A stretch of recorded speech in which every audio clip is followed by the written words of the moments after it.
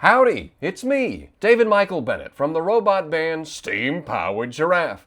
I play the silver robot in the group, if you didn't already know, who goes by the name of The Spine.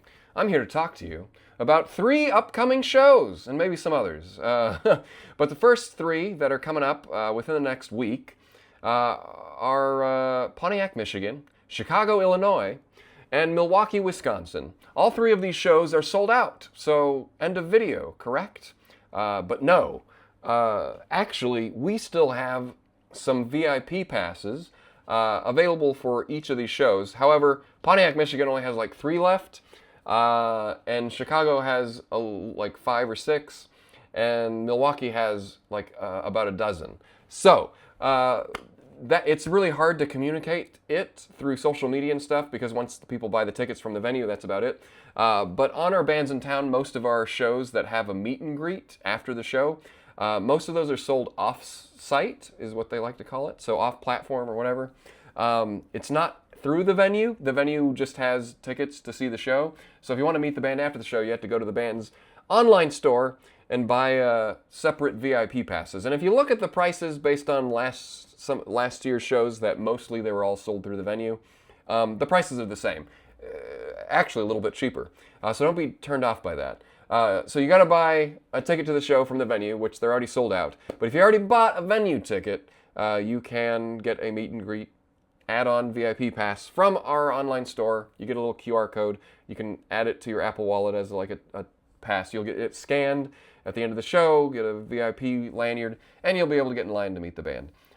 If you don't have a ticket to the show already, unfortunately, you'll still need a show ticket to get into the venue and stuff. So the VIP pass, if you can't make it to the show, isn't going to get you into the show, unfortunately. So that's how that works. The price together equals the same price as our VIP tickets when we do sell them at venues, but most of our shows this year, we're doing it separately.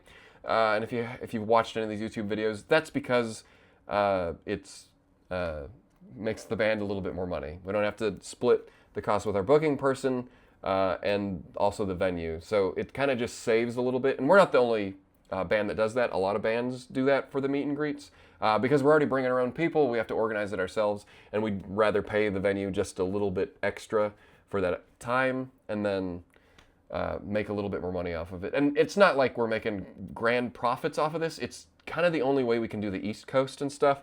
You've probably heard a lot of bands, bigger than us, obviously, struggling to do shows and whatnot.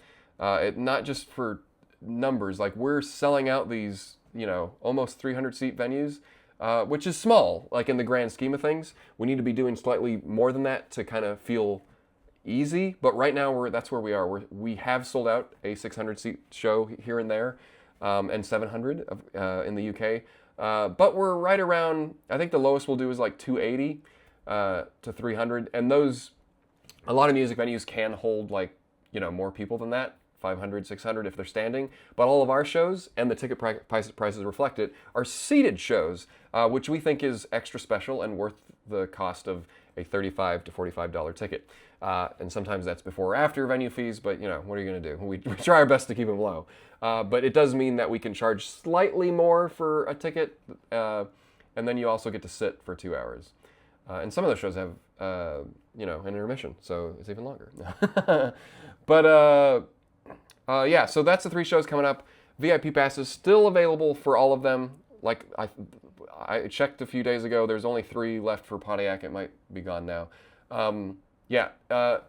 In the rare chance that you get to the show and you change your mind, we do have the ability to sell you a VIP pass at our merch table. And we actually did this because we had 3 left over or so for our shows that we were just on the East Coast for. This doesn't count as East Coast, but I'm just kind of throwing it out there that the East Coast is more expensive to travel to than everywhere else. Sorry, I just got blood drawn from me today. I forgot about it and it came into frame. Now you know. Now you know that I went to the doctors.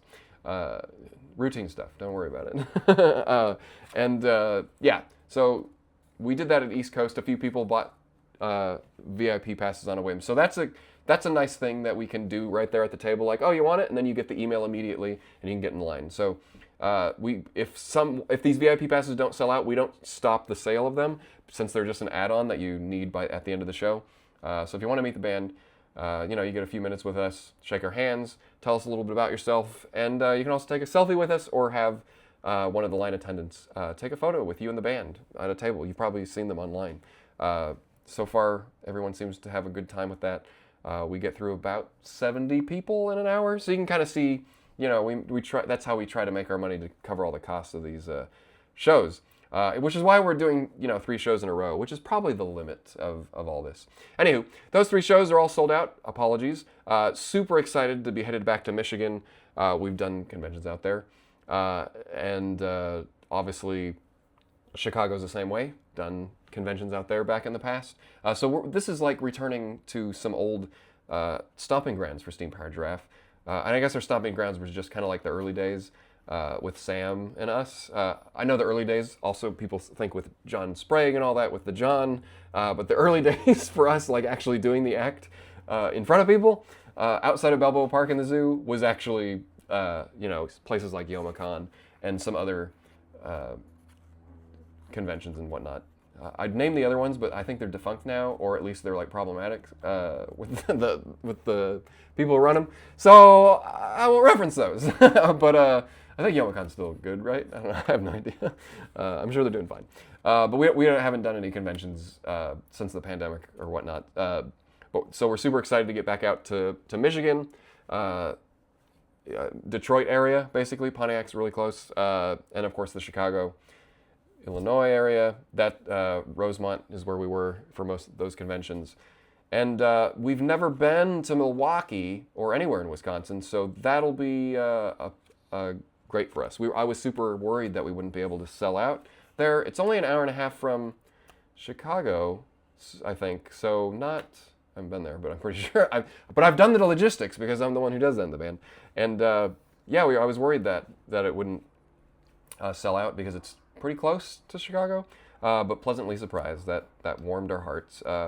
Can't wait to see all you fine folks at those shows. If you want to meet the band after the show, I know no one has money these days, and we don't either. But buy some of those VIP passes. We still have a few more. Basically, we need to sell out every single show and sell all VIP passes to cover all our costs. Most of the costs go to, honestly, probably hotels. Then it would probably be like Ubers and stuff, but that's just some of those costs that you just can't get around. Like you have to travel, you have to get 9 people and a bunch of luggage and equipment to and from a venue, airports, or your chartering services, like small like vans, Sprinter vans and stuff. So it adds up. Those are the costs you can't really change because that's just what it costs. You're either renting a vehicle, you're flying out, you're renting a vehicle, or you're chartering. All of the above, depending on what we're doing. And then hotel, even the cheaper ones are still pretty expensive. Even when you're doing I think for this Midwest is what we're calling it, Pontiac, Michigan, Chicago, Illinois, and Milwaukee, Wisconsin. Pontiac and Chicago are a day apart because there's like a 4.5 hour drive in between, and sometimes there's traffic. So we did put a day in between, but we're not putting a day in between the shows for Chicago to Milwaukee because it's only an hour and a half, and we're just going to do the drive the night before, which is perfectly fine. We hired a charter service so we can be tired and then wake up in the actual city that we're performing, which is always great for logistics because you don't you don't want to be stuck somewhere else. We'll walk to the venue. Sometimes it shaves off a day, sometimes it doesn't. But we have to do like 3 shows in a row to kind of make it even possible. Because selling out the show at 300 people, even with VIP stuff, it's trying to keep the prices down and realistic for a show like ours, which is pretty small. But we do have 9 people that travel with us, and that's like we could add more. Boy, would the show be way easier to set up and do if we had more people traveling with us. But no, 9 is the limit. That's what we've decided on. If we ever get a little bit bigger, sure, we'll grow the people helping us put it on. But right now, everyone's wearing many different hats to make sure it all goes swimmingly. Okay, so that's about 10 minutes of me talking about the 3 upcoming shows. I hope some of you will consider grabbing those VIP passes. Apologies for any of you who weren't able to get a ticket to the show. That's kind of the issue we run into most of the time. It's great that we're selling out so many shows. I don't know if that'll happen for the rest of the year. I don't know if that's because we haven't been to these places in a while. 10 years for some of the East Coast places. But regardless, we are coming to these places, smaller venues, 300 capacity seats or so. Some of these are like 600. I can't remember which ones. Like, I think our Seattle show has quite a bit. Portland is like 600 seat theater. And we're definitely not going to sell out some of these, I don't think. But if we get over 300, then we're kind of like where we've estimated, like we need this much to pay for the plane tickets to get over there, to travel, via rented car to these 3 cities. That's how we kind of do it. We're not driving from San Diego all the way there. That doesn't make sense logistically. The worst part is when you're like, you look at the driving costs and you're like, man, flying would be cheaper for some of these trips if only the luggage wasn't so extensive. Costumes and whatnot. Well, instruments too, I suppose. But, because if it wasn't for that, if it wasn't for the charges for luggage, you probably would fly everywhere, right? That doesn't make any sense money-wise when you get there. But the prices, it's getting expensive to do anything. So we're super grateful that these shows are selling out. It's unfortunate that we have to sell them out to even break even. But you don't need to know about that. If you're really interested in the logistics and all this stuff, boy, do I ramble on some of the update posts over on our Patreon. So thank you all who are patrons as well, who put up with that. That's part of what you want, right, when you're signing up for that stuff. But I'll spare you the details for the public post here. It's a lot of stress. It's a lot of fun. And it's exciting to get to go to some of these places and see fans that we never get to see, new and old. It's always a treat. And that's kind of the best thing about doing the act for so many years, 18 years this last January. So we're going to be headed to 19 years, I think, in 2027. Is that, the act has changed, not because we wanted to change it, but, we've had members come and go, like early on, super early on. John left and we kicked him out. And then we had Sam and, then Brian came along eventually. And we had backing musicians come and go based on schedules, based on us kicking them out of the band, stuff like that. It's not all woes. Those are the ones that you kind of hear about, obviously, when you look at our history and we're like, who's this person? And then we go to our Discord. It has a whole list of why did this person get kicked out of the band? Why did they leave? And it's not all bad, but unfortunately, those there's a little bit of taint in some of those past members. Unfortunately, what are you gonna do? Kick them out and and burn all your ties to them, basically. And having all those changes and stuff, it's kind of like you're reinventing the band in a way because you don't have any other way forward. It's kind of one of those, we can only do so much to keep the act the same. Besides the people's personal changes and stuff, Bunny's transition and stuff and whatnot. But also just as artists, we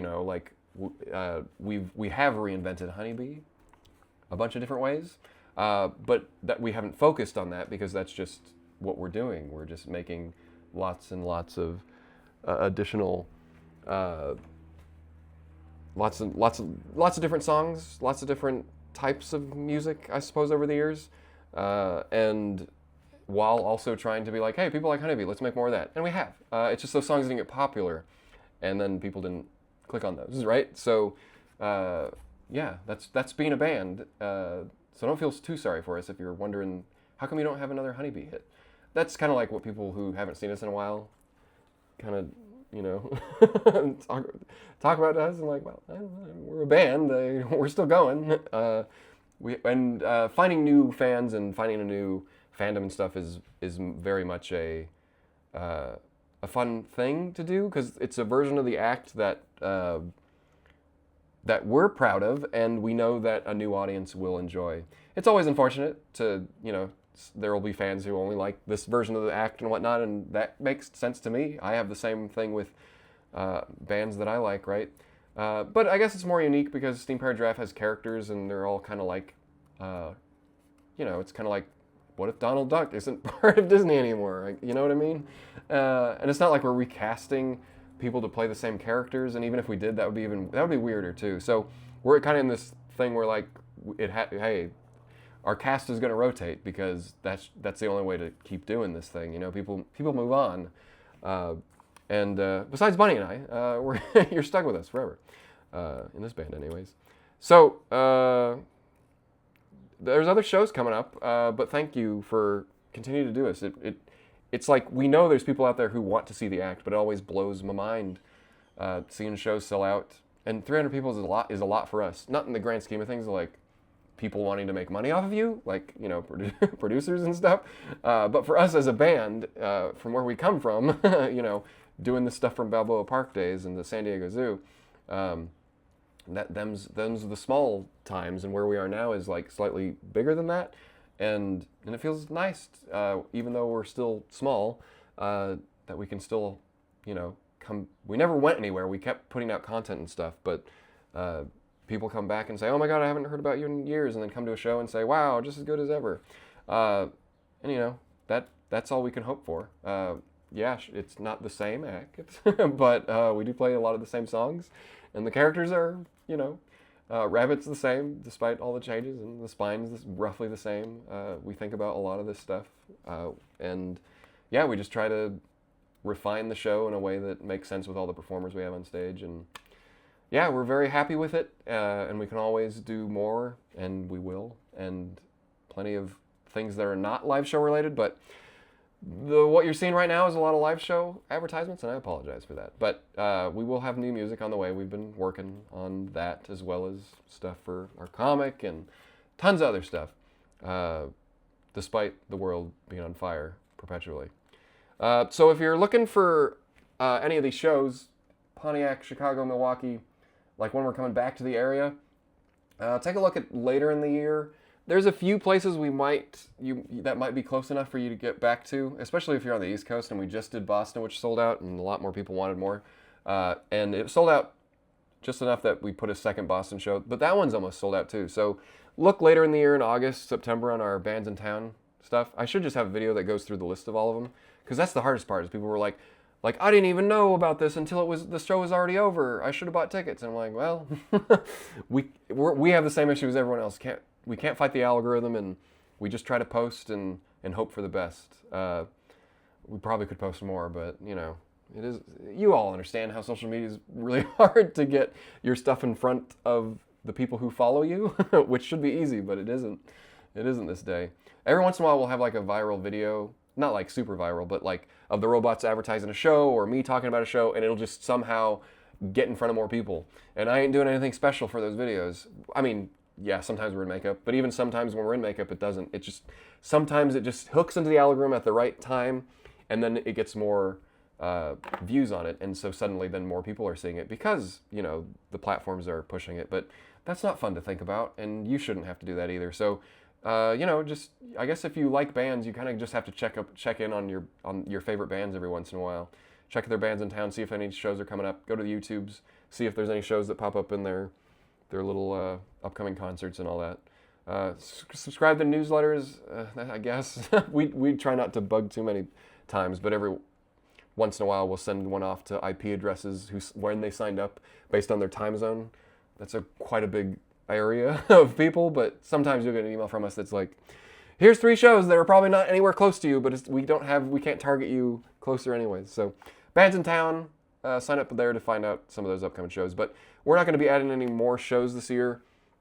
We're taking June off just to not have some live shows for a month.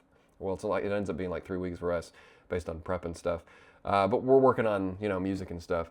And then, of course, we're going to be done in December. So take a look at all that. We're not headed back to the Chicago area this year, but it did sell out pretty fast. So we know we'll be back if we end this tour in November and it's profitable. Yeah, then we'll try to do it again. It's kind of hard because you have to kind of start setting up the next year's tour, while you're still on the other one, and you're like, I don't know if it was all profitable, because you have to take the shows that aren't profitable mixed with all the ones that are, and hopefully at the end of the year, it's like, yeah, it's totally worth it. Now we can go out to those cities that we don't make as much money, whether that's because it doesn't sell as many tickets, or that the deal from the venues just wasn't as good. Because sometimes you can get a better deal selling less tickets to some venues than others, and you try to pick the right ones, but it's not like an industry standard. I mean, there is sometimes, but there can be vastly different amounts of deals and door splits that you get with a venue. And we're also renting a few venues ourselves, which does have it has the potential to make more money for the band when we rent venues, but we have to sell a lot more tickets. But then the costs eventually fall because there's no one to split it with after you pay the venue fees and stuff. Sure, they make money off of each ticket for the box office, but then eventually it's just all for you.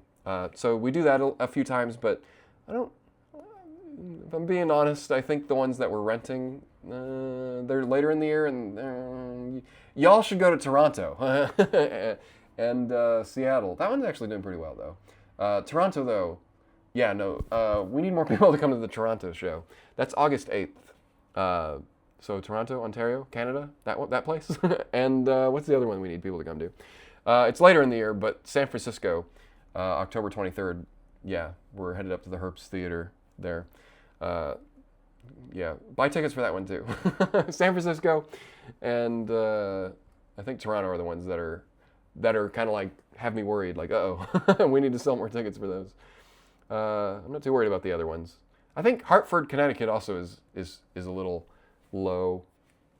That makes sense though. We know it was a place that we needed to go to, but at the same time, like, it's October. We'll see.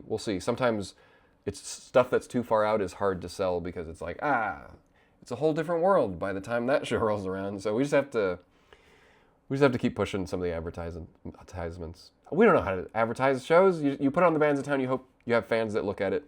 You try to post about it on social media. You send some e-newsletter blasts out. And what we've seen, we've done it like a few $100 like pay for an ad or something. We've done that in the past, but when we look at how many people click the links and stuff, it's like, it's never worth it. Unless you're paying tens of thousands of dollars. This is according to my buddy who works in the industry. Not that I don't work in the industry, but come on, we're an indie band. He's like, it's not worth it unless you're like a big company spending tens of thousands of dollars on something like that. And that kind of shows what the algorithms are all about anyways, right? Is that, well, yeah, the advertisers are gonna get their stuff in front of you. So that's why I like board games and stuff, so I'll get like ads for board games on like Instagram and stuff. And you'll see there's no engagement even on those ads, but it is coming across people's eyes, and those people paid for the marketing. So yeah, yep.